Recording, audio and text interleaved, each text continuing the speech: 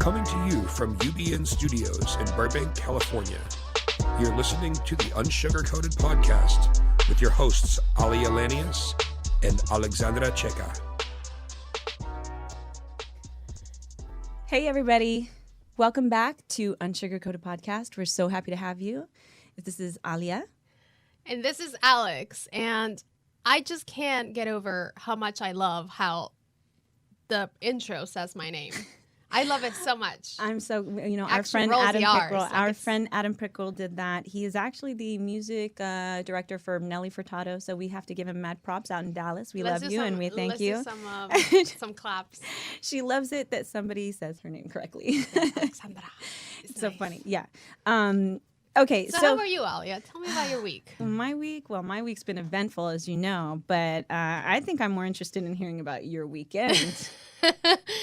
Oh, yeah. So basically, I went to a very, very nice dinner with my fiance that I love very much. And then I went to the bathroom. Right, wait. So we have to back this up. We have to lay this out. So you are a beautiful, young, 24-year-old But Alexandra wait. Checa, okay? But Your wait. fiance. But but wait, I'm getting there. I go to the bathroom and somebody asked me if I'm a sugar baby. Right. And I'm like, why No, does that make you think that?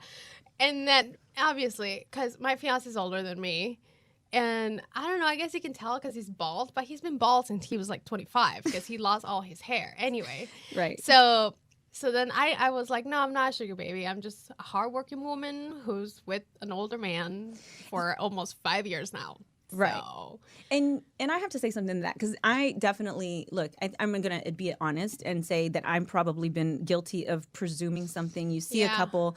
It's actually pretty funny because my husband, Joseph, and I, when he wanted to, he always wanted a baby. He wanted to be, and I was very aware he wanted a child early on, right? Yeah. But I was like, I am not, until we're engaged, I'm not even considering that because I don't want people thinking I tried to like snatch you up. Do you know what I mean? Like, Right. No, I'm not that person. That's, it's like, so it was funny though, because then I got pregnant 4 days after we got engaged. Wow. Yeah. Not So wasting time. homie went to work. But what's funny about that is I struggled with kind of feeling this knowledge of like, okay, well, even if it was completely in that we're in love, I knew that I could be looking at people's judgments. Now, to some degree, I don't care. Right. I definitely have earned the right to be who I am in my life. I'm 44 years old. You don't like what I do, just don't be part of it. But Yeah. the same token, we have this. I like we talk about what we're influenced in, what my grandmothers and what my mother told me growing up, right? And so being aware of that, I was aware. So anyways, but let's go back. Okay, so for you, how does that make you feel knowing that she thought just because you're younger than your fiance that you're a sugar baby? What also hurt me was that I was not wearing any makeup, and when I don't wear makeup, I really do look like I'm 15. I really do. But I also was But she just didn't come dinner, at you. so Wait, you know. you have to share what she said to you because it's not like she came at She you out of just concern. said- No, I was washing my hands, and then she said, "I see you, girl." Okay. Also, I don't want to be stereotypical, but this woman was also black, so she had like the whole. I see you, girl. Personality. Okay, Hey, girl. gotcha. I know, like you hustling, and I was like, "What? Why do you say that? I'm washing my hands." And she's like, "I really like your ring." And I said, "Thank you. It's my engagement ring." She's like, "Oh, you're engaged?" And then I said, "Yes. Why else would I be wearing a ring?"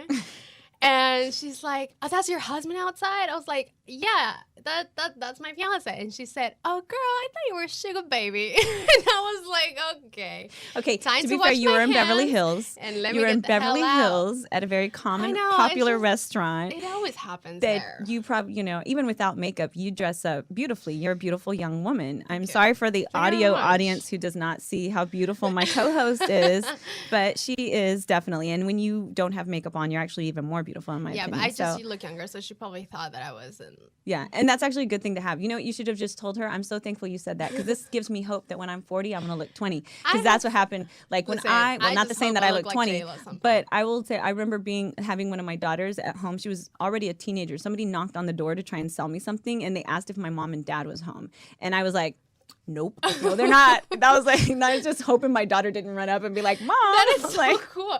Really? They thought that you were a child? She thought I must have been at least a teenager because she's like, oh, I can only sell this to an adult. Is your mom and dad home? I'm like, nope, no, they're not. But I have a kid, so maybe I am an adult, right? But no, she hadn't seen Lily yet. Like I answered, I could have played off the babysitter maybe. But anyway, my point, like, so I think that the little bit of what you dealt with was that like stereotypical judgment. Every day. You deal with that a lot, actually, in your relationship. I deal with it all the time. I mean, but the thing is, like this, like if you are going out with a guy who's older, then you're a gold digger. But then you have the situation of like Priyanka, right, where like she's older, then she's a cougar. And then you date a guy who's your age, and then your friends are like, really? You're going to date a guy your age? Like, you know, you're obviously more mature. And then you're like, okay, so then what the hell do I do? Should I go with like what my friends are telling me, or should I go with like what I'm happy with? Because I feel like most relationships, they don't fail because of age or because of color or whatever. They fail because it's either your family, your friends really being against it and like putting things in your head or like things like that. Sure. Where if you let go of what people think and what your friends think, what your family thinks, you can be pretty happy. Yeah. Well, super happy. I think too, like, I'm going to just be honest. I know that there are gold diggers out there, and there are women, young women who are with older men simply because of what they can get out of it, right? Absolutely. However, what I find remarkable about you is that getting to know you, you are quite wise. You remind me of when I was younger in that sense of like I always hung out with older people. And I think that that's also one thing that people don't consider, that you could actually just do you feel more comfortable with this person who you relate to mentally versus like the whole age thing, right? Yeah, and it's cool because it reminds me of the whole idea behind human connection. Because when you connect with somebody, it doesn't, even if like age, color, sex, that goes out the window. It's either if you connect or if you don't connect. Right. You can be with somebody who's your and age. Society needs to stop looking at relationships and people and then saying, well, you're supposed to be with someone because of this, that, or the other. Like that to me is bullshit, and I don't think it's healthy. You have no right to look at another relationship and really say like, well, I don't see that, so therefore it's odd. It's okay that you don't see it. That's a reflection of you personally, not necessarily the actual couple that you're looking at. So anyway, that's a pretty interesting experience. Maybe someone out there has had a similar experience that can relate. I am sure. Maybe we can help other people from stop being judgmental next time they run into a young, attractive woman in a bathroom and a restaurant. I'm just washing my hands. And don't start calling them a freaking baby. What sugar baby. Sugar baby. Sugar baby. Sugar baby. Sugar baby. Okay, well, guess what? I'm super excited. Really? Yes. Who do we have here today? Well, somebody I personally happen to have quite an adoration for. And it's not because she bought my daughter her first pair of shoes. Designer shoes, by the way, mind you. Melissa. Okay. Karina. So not Payless shoes. No, not Payless. No. She's always buys the best stuff. Like she even got like the matching thing with my husband because my husband loves like she's always thoughtful. So we're very excited to have her here. I'm excited. Karina Miller has over 20 years of experience in the entertainment field, which started in her hometown of Toronto. Her career has included work in television, off-Broadway theater, as general manager and producer before landing in Los Angeles, where she formed Sparkhouse Media. Since then, she has produced The Big Ask, which was nominated for the New American Cinema Award. In May of 2016, Sparkhouse produced To the Bone, starring Lily Collins and Keanu Reeves. The film premiered at the 2017 Sundance Film Festival as part of the U.S. Dramatic Competition. Karina's most recent feature film, Semper Fi, which stars Jai Courtney, Nat Wolff, and Leighton Meester, is currently available on online and DVD. Thank you so much for being with us, Karina. Welcome. Hi, I learned a new word today. I've never heard of the word sugar baby before. Really? No, that's a whole new one for me. Just babies who want sugar. Yeah, I'm going to start using it. In a good way, not in like a accosting people in bathrooms way. It's not good in any context. Right. Yeah. I mean, so Karina, thank you again for being here. Thanks for having me. I've never done a podcast either. So yeah. So again, I get to break your cherry. Yeah, see, I just continue. We We did the first boomerang. She's like, I've never done a boomerang. I'm like, well, let's do it, girl. And then I said, Karina, will you come on our podcast? And she was like, of course. You're keeping me young. I'm trying to keep myself young. Okay. So you know what? You started out in Toronto, as the bio said, and what actually, can you share with us a little bit about your background and how you became involved in film? Sure. I had my first job on set when I was 16. My brother is in the industry. My mom was in the industry. So I got a summer job as a PA on a Harlequin romance movie of the week. Wow. Oh, wow. Yeah, so started out making real classy stuff. And it was fun. I mean, it was just in the summer. So my friends were, camp counselors dealing with children. And I was getting $100 a day to do, random errands for a TV set. So, Right. That's awesome. Which, when you're 16, you're just like, bank. Right. Yeah. Right. Yeah. But by the way, like everyone says in film, like the question, how do I get started? Be a PA. So you were doing that at 16. You were already like clearly. Yeah, I mean, I grew up in a world where being a producer was a logical life plan, which is not Wow. usually the case. Not the traditional, right? So, and also it's like PAs, it's like production assistant. You're like, I was in the office, so it's like you're doing a lot of photocopying. This Right. was before PDFs. Faxing. I'm 1,000 years old. You are so nuts. No, at the end of every day, my job was to fax out the call sheet for the next day, and it wasn't even like a spooling fax. So I would sit there and just like paint my nails different colors. And a 12-hour day was nothing because I was 16. So. Right. Yeah. Right. But it was fun, and then I basically did that in the summers when I was in high school. So I did. I was at a company called Alliance, and then the next year I went and worked for them again.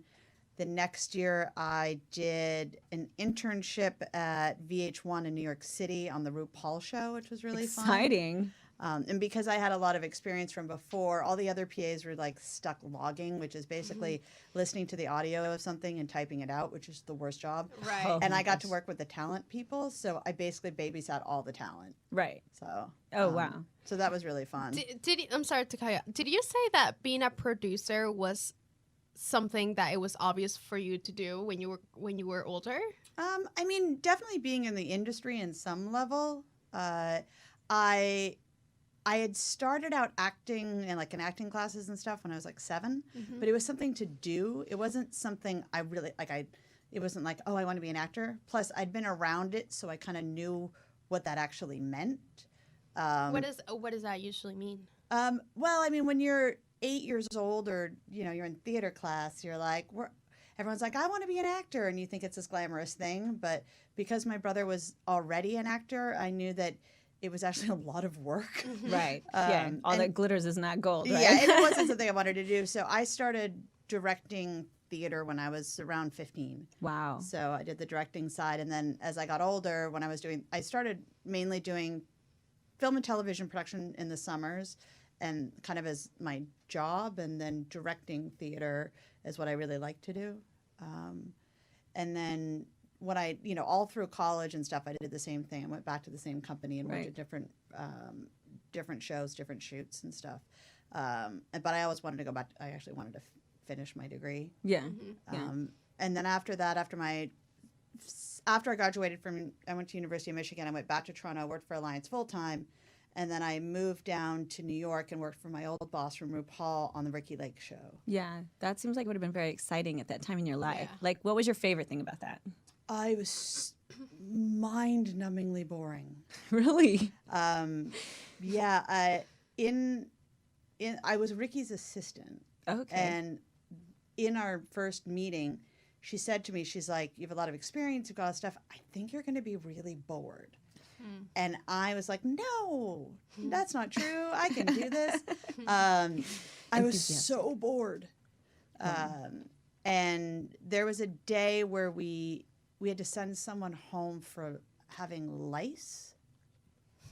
And I kind of had this epiphany moment where I was like, I'm on my way to being like the youngest junior exec at Columbia TriStar. I'm gonna murder somebody or myself. Like, this is not it. I'd say the best episode for Ricky was the one.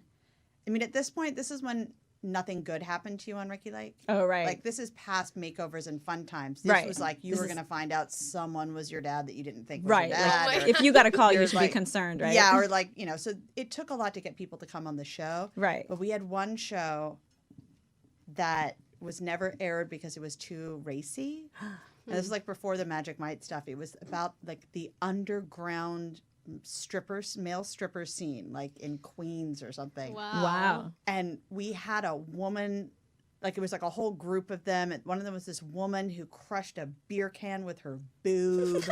Classy stuff. Classic. Yeah. There Super was some classic. guy who like did his routine and was doing the splits, and it was just like, oh, this is not going on the air. Oh my gosh. at Right. all. But yeah, so after that, I kind of With switched her courses. boob. It's a very long answer, by the way. okay. And then when I was 7, no. Yeah.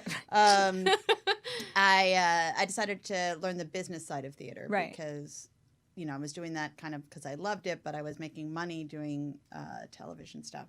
So I went and got a master's in theater management at Columbia University. Wow. Fantastic. So That's so That's awesome. amazing. That's why you do what you do. And so now, you're in LA now. You came to LA. Yes.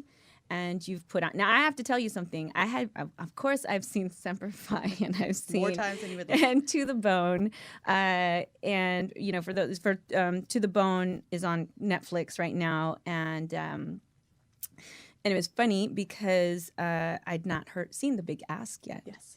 What a very unique film. And so one of the things that strikes me about you is you tend to pick these very emotionally complex projects. Mhm. Is there something behind that? Like, are you drawn to them? I mean, how does Karina Miller go about picking a project? I'm story driven, so I like. It sounds really basic, but I gravitate to really good scripts. Mhm. And I like story. I'm a plot and story person. I'm a big reader, so that kind of draws me versus character studies, because it seems kind of random to say, like, I like stories. No shit. It's more that there's this other type of filmmaking that is much more character driven. There's just character studies. It's about staying with one person and how they're feeling. It's it's more the independent scene and stuff. I'm just not that person. I once told an agent, pretend that I'm a 14-year-old boy who likes to read and send me stuff you think I'd like. I'm much more that. But I like the extremes of things. I think that's what I've really learned. So things that are extreme yet authentic. And I think on some level, so far, I've realized that one way or another, all the films I've made are about trauma. Right. And and you would never think that. I mean, and I executive produced The Big Ask, which was originally called Teddy Bears. Jennifer Weston produced that, and Thomas and Rebecca Beatty wrote it and directed it together. And it's about a guy who's lost his mother and is grieving, and he has a very tight-knit group of friends. There's 3 couples, and they always go to this house in the desert and spend time together. So it's his birthday. They decide to take him there to help him heal. And he tells them on their first night that he's decided that what will really make him feel whole is if he could have sex with all of the women at once. Wow. And this is David Krumholtz. It's hilarious. Jason Ritter's in that. Yeah, who, we had of a really course, great cast. Oh my gosh. Yeah. Jason and Melanie met on that and had a baby and are very happy, and I like that. Yeah, so it's and so that was then he's all one of my favorite lines is like, you don't have to tell me now, we're here all week. But it's kind of the ramifications of that ask. Right.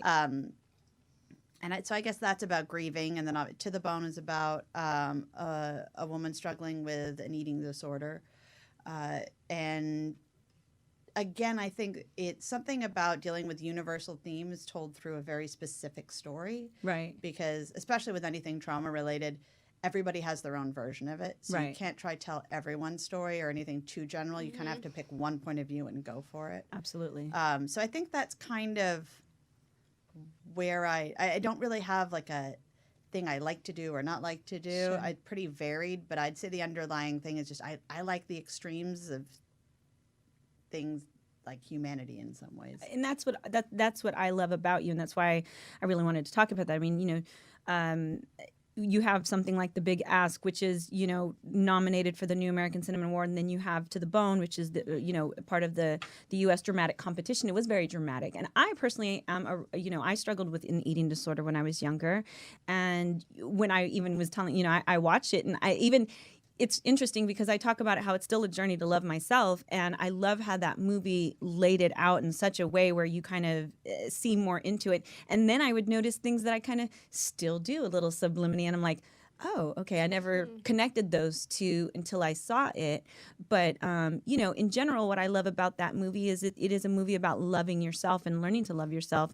And then Semper Fi, which is, you know, really an interesting movie because there was mixed reviews about it. Like even like my husband executive produced it with you, and we were on it, and it's very interesting because I felt like you had people who loved it, and then you had people who wanted to have their opinion on it because it wasn't like but you had fun with that. You shut down the bridge in Louisiana on Semper Fi. Bridge. Yeah, I mean, I think all of the stories that I've told have had some really authentic connection to the people telling it. Right. You know, so To the Bone was written by Marty Noxon, and it's based on her life. Right. Thomas Beatty did not ask to sleep with his friends' wives. That's not true.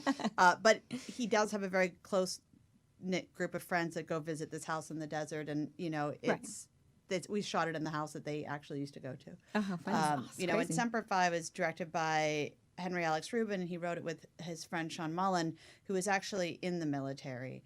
And, you know, Henry did a documentary called Murder Ball, and that, you know, he had a lot of vets in there. So he really wanted to tell a certain aspect of that story. I think he was a bit of ahead of his time. So the original script that I got was much more to do with PTSD and lack of services from the VA and how that affects people. I think if it had been made when they first wrote it, it would have been way ahead of the curve. By the time we were making it, that story had been told a lot, so we chose to focus more on the relationship. You know, the kind of it's about two brothers at its heart, but it's also about the brotherhood of the group of people. Yeah. And you have to earn, like, it. You know, it's a heist movie in the end, but it's emotionally earned. You know, if you don't really believe that these guys would do anything for each other, then you wouldn't believe that they would try to break someone out of jail. So, Right.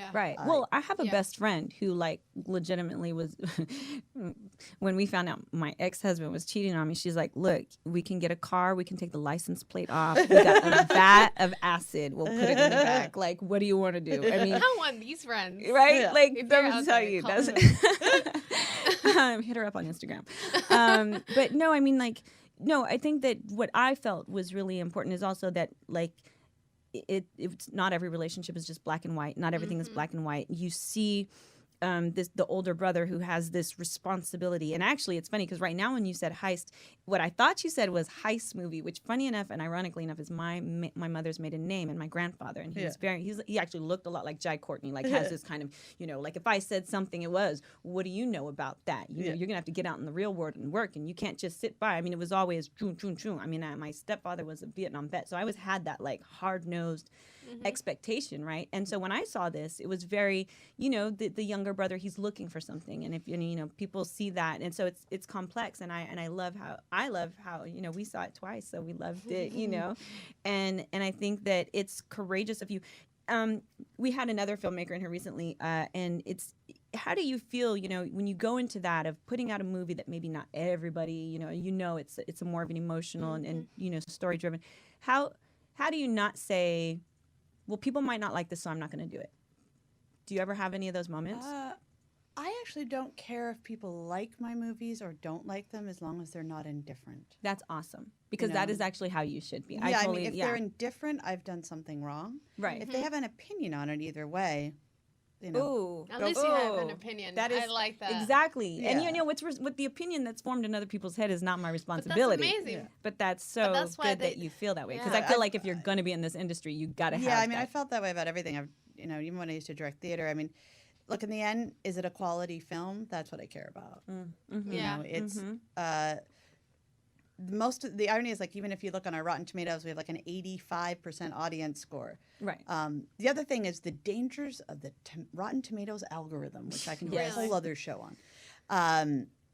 It's unfortunate because if you get mixed reviews are people who have thought about your movie and have things to say about them. Right.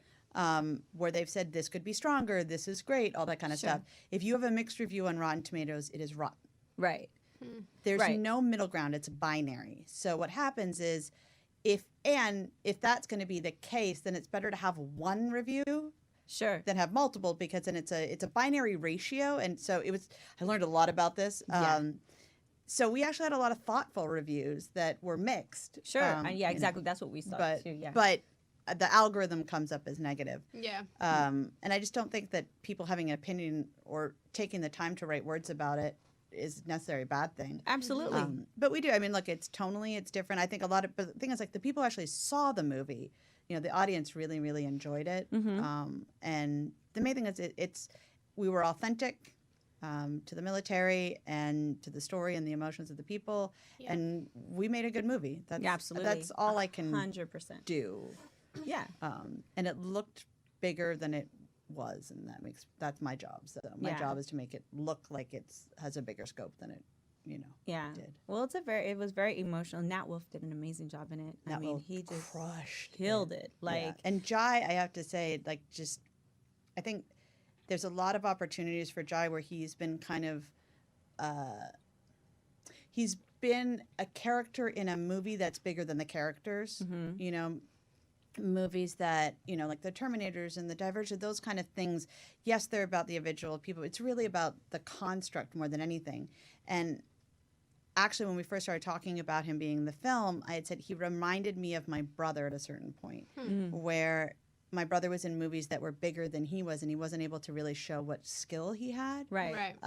And this is a film where you really get to see the skill set that Jai Courtney has. Right. And that's a big reason why I think people. I mean, everyone in the movie is great, but there's just a quality there that the audiences haven't had an opportunity to see yet. I agree. And I think it's really great for them to have Which is that. why I love this movie too. Yeah, he really did a good job, and I agree with you. I mean, you know, like we love. In fact, when there's a lot of people, especially probably in my generation. You say Jai Courtney, and it's like, I mean, if you're not, people know him from Divergent and of course Suicide Squad, but it's like you're not, it's like until you see him. But I mean, watching his performance, and he's a great guy. Of course, at the premiere, he was really kind. He took a picture with me.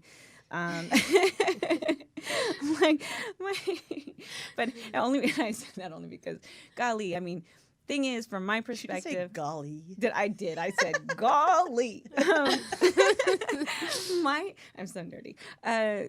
My husband has worked on To the Bone and Semper Fi with you, and I see from my end, I have a very different perspective of just knowing how hard you guys work and what you guys go through to get these projects done. It is not easy. You mentioned earlier too about a lot of the perceptions of the glamour in Hollywood. Like, what has been probably one of the least glamorous experiences? What would you say for you? Least glamorous. There's two answers to that.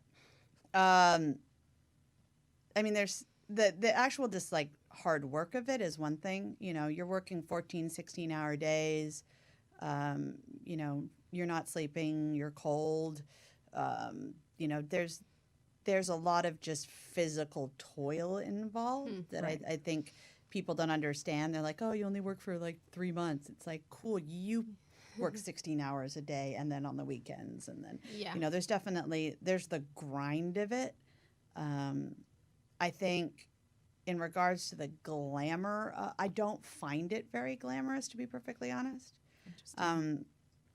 Because even the stuff that is glamorous, like you get to dress up and you go to premieres and all that kind of stuff, that's work. And I think that's what people don't understand is, like, even when you see actors on the red carpet, they didn't just get to like dress up and go out and have dinner with people they like. They've probably done 10 hours of press and people asking you the same question over and over again.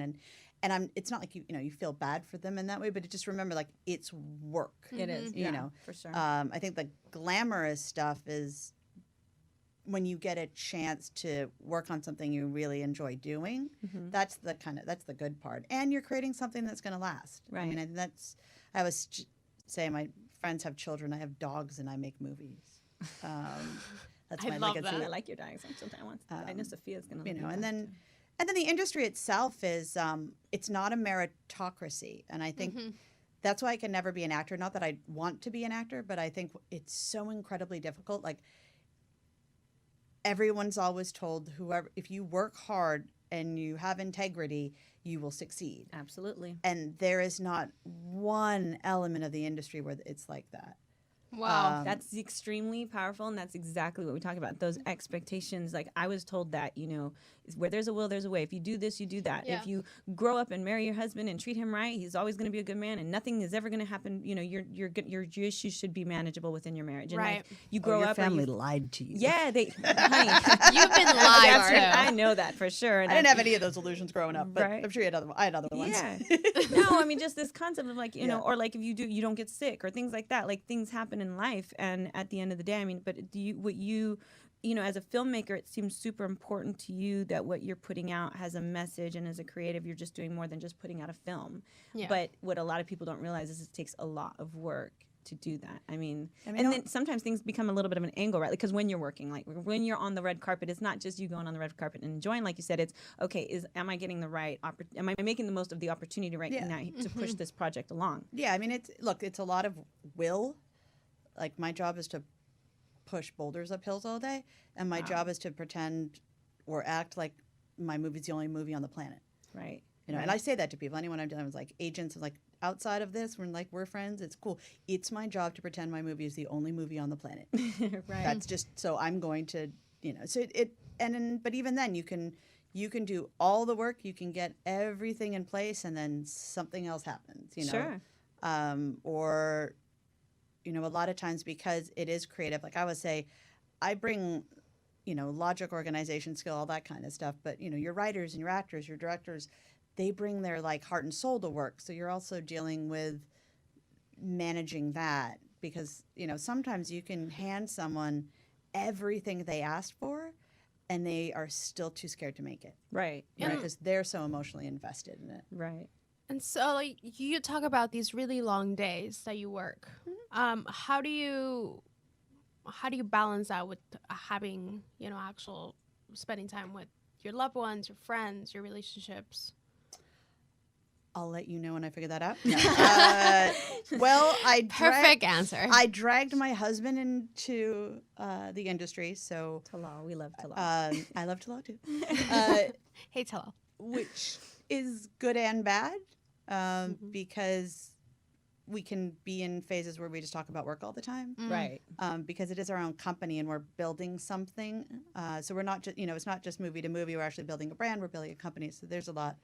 I actually enjoy shooting out of town better, because it allows you to focus on work. And then when you come back, you do also have a lot of downtime. So when you're working, you're really stressed out and you're doing any work, but at least you can focus on it. And then on the weekends, you can just either keep working or pass out. And then when you come home, you can catch up with people. And, there's the hardest thing for me is sitting in those times of quiet. I'm not very good at that. I'm always like, I should be doing more. I should be doing more. I should be doing more. And then I have to remember, like, oh, there's going to be times when it gets super crazy. So these are the times where you kind of have to recuperate and bank some quality time. Or But is that because you feel like you should be doing something? Oh, that's just my own personal neuroses. Yeah. You run your own company. Like, are you doing enough? I mean, I have my own perfectionist qualities and all that stuff. So, but it's just also, it's hard. The moment right before a film starts is the best, because right before it gets insane, when you know it's coming, you're like, oh, I know the work's coming, so I can take this little bit of time. Or right after, when you're so tired, you can like, oh, I can take a break. But in the middle, because you're like, I'm trying, like I've got 7 different things in development right now, so I'm pushing all those little boulders up all the time. So I might not be pulling production days, but there's still lots to do. But yeah, when you're in production, it's a whole other. I can relate a weather little system. bit with the writing when I write my book. However, I'm just managing myself. You're managing like 200 people.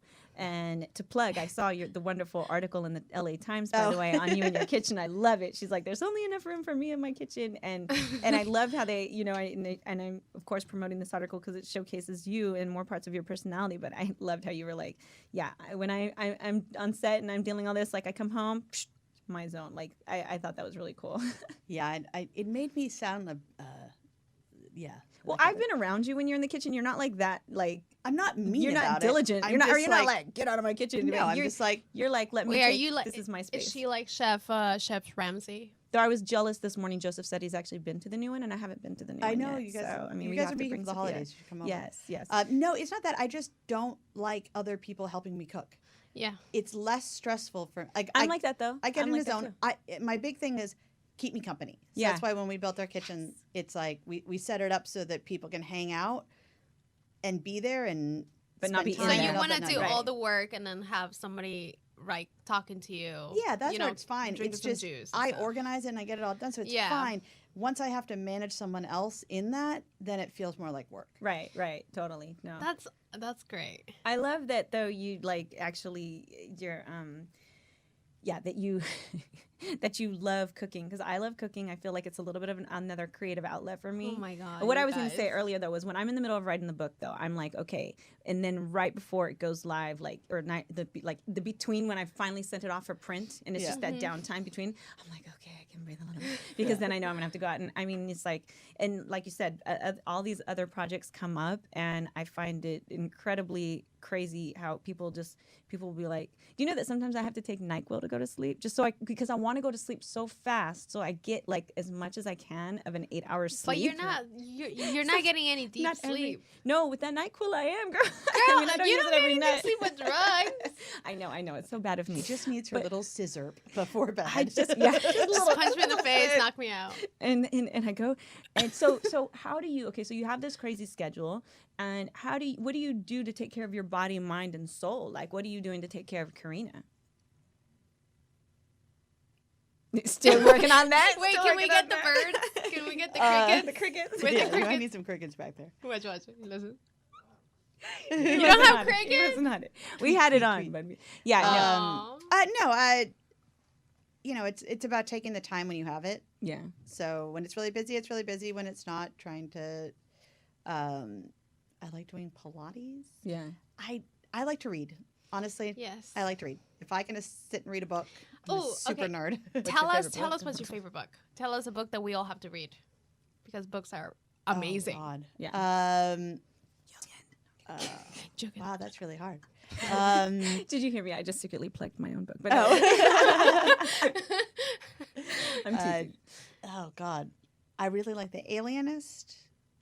I really like Devil in the White City. I like the Poisonwood Bible is a really good one. What is that point? Poisonwood Bible by Poisonwood Barbara Bible.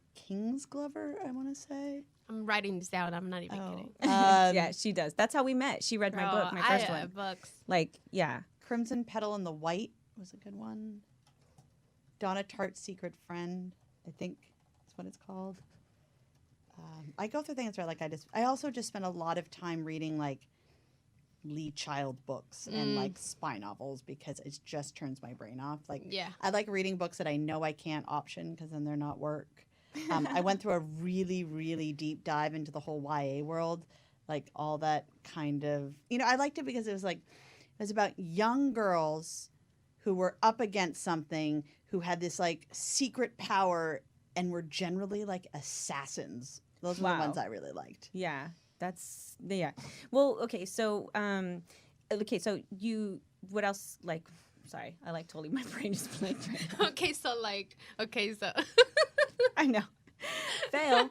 Sorry, Karina. Normally I'm so much better like this. I like No, it. I It's think- bumping me. I I'm think dodging a it's- question, What so is- feel free I to know, move on. she's doing fantastic. So so okay, well you talked a little bit like what are some of the topics that you're like very passionate about right now? There's a lot of stuff going on, I feel, especially within the film world, and you've got, but like what are some of the things that you find yourself most personally and passionate about?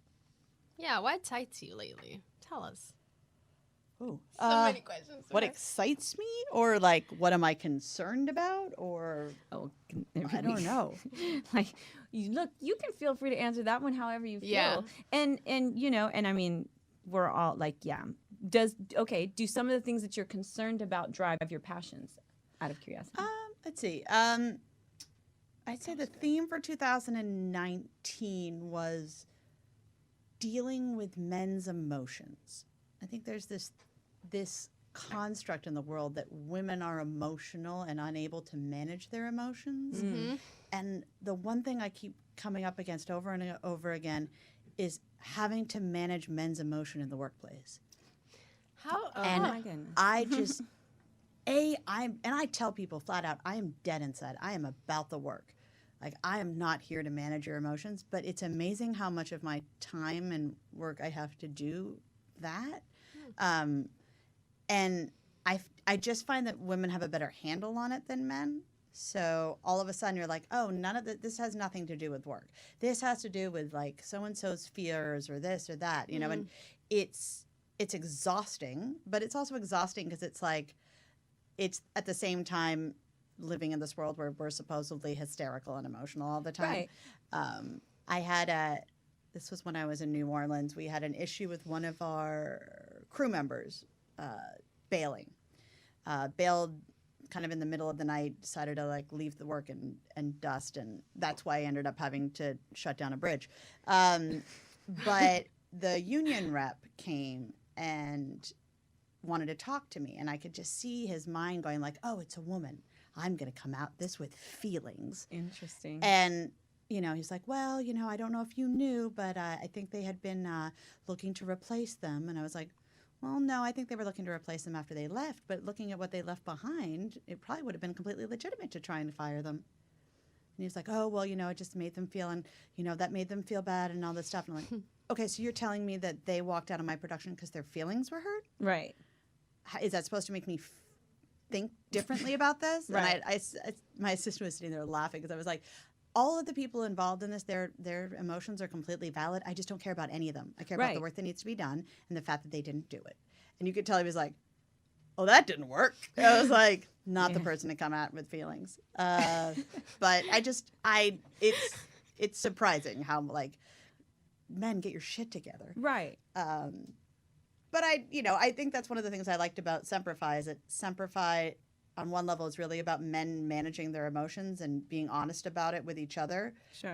Which honestly, I think if guys were better at that, especially young men, were taught that you can be strong by being weak or you can articulate your emotions, they might be a little less rapey. Sure. Sure. Yeah. You know? No, well, it's interesting because, that you say that because there's that projection that men can, and, we, of course, I mean, we're managing stuff every single month, like in general, even, just Lord. like even my friends, and I say this, like even my friends who have gone through hysterectomies as a result of their battle with cancer, like they still every month have like this emotional, and it's scientific, like your brain and your mind still go through these changes. But we manage those. We manage those, and we manage children, and we manage this. But yet, the minute we like have a little crack in our facade, it's like, oh, you're being emotional, you're so sensitive, and this perception that men don't have emotional outbursts or that they're not like kind of experiencing certain things. And I'm not criticizing, but then don't criticize women for the same thing. You guys are. And I think also we're just better at saying, wow, I'm really scared about this. Right. Instead of like, oh, you can't admit you're scared, so you're going to do all this self-sabotage. Right. So there's that. What else? No one's ever tried to like touch my butt or anything. I think probably because I just don't come across as someone you want to fuck with. But not that people do, but I just mean like I've always had a really dude mentality. So I'm not. Well, and we'll let the secret out of the bag that Keanu is your brother. Keanu. Oh yeah, That don't guy fuck can with Maybe me. they're like, He'll he's gonna murder come you. Matrix me. And you know what? In lieu of this, we've got a little surprise here. I found a picture of you and Keanu online, and you're like a baby. Oh, There's two of them that we have oh, for. right. Wow. This is 1993. That was the first premiere I ever went to. The one in the green dress, and I think it was Much Ado About Nothing, and we were in the car and we pull up and he goes, I just want to warn you, like, it's going to be a little crazy. And I didn't know what he meant, right? And we get out, it's like, and I was just like deer in a headlight. Yeah. And then we started to get separated, and then I'm trying to catch up because it's like, we don't look alike, we don't have the same last name. No one's going to believe like this, like, right. Whatever I was, 17-year-old girl was like, I'm with Keanu Reeves. They're like, sure.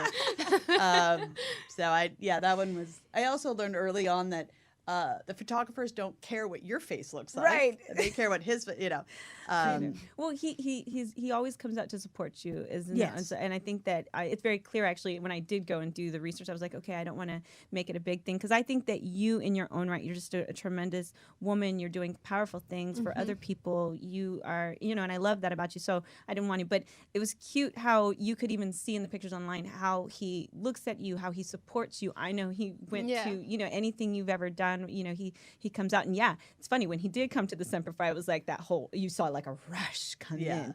And I mean, how fantastic for him to be able to, to have such longevity in his career, but even more, it's, which I'm sorry, I know it's going to fuel the adoration of him, but he is on top of it so supportive to you and your family. It's really cool. Yeah, it's cool to see that. He's always saying, he's like, I had nothing to do with it. And I was like, well, actually you did.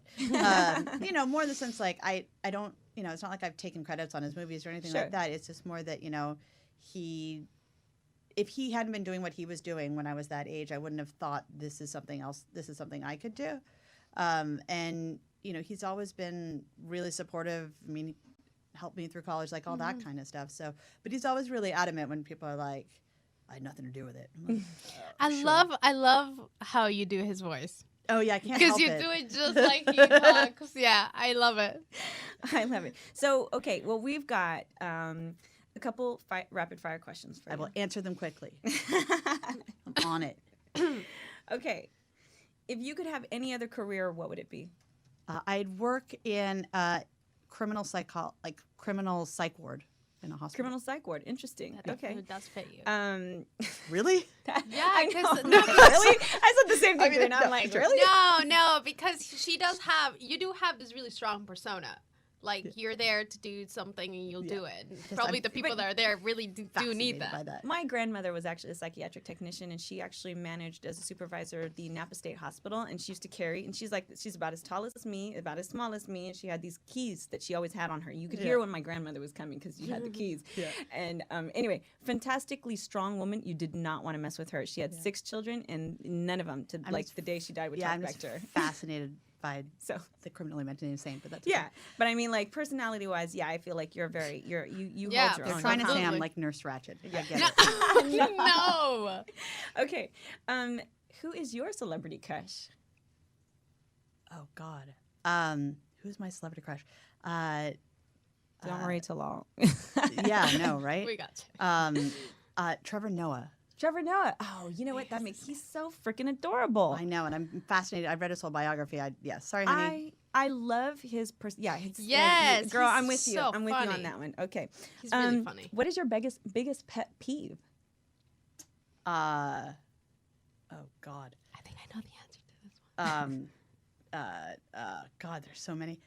What is my biggest pet peeve? Why is this so hard? You're right. Your brain just goes like Your brain freezes. kaflooey, and then you want to get Yeah. the right answer, but it's supposed to be the instinctual answers. You're doing all that kind of stuff.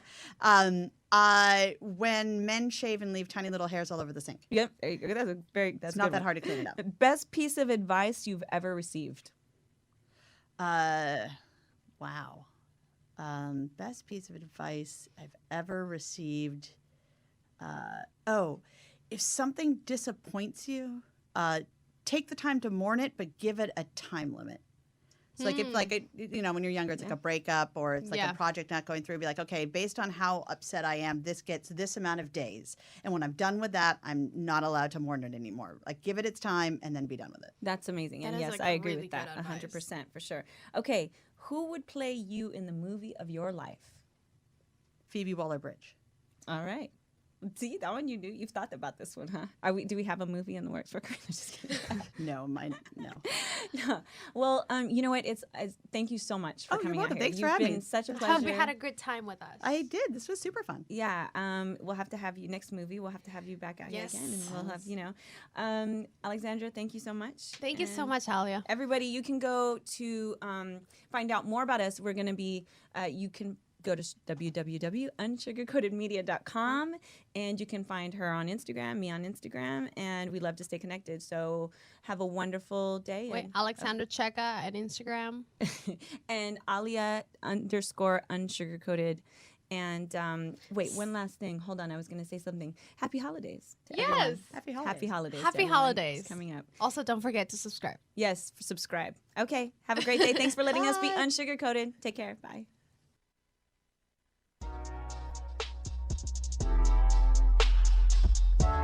You've been listening to the Unsugarcoated Podcast with your hosts, Ali Alanius and Alexandra Checa.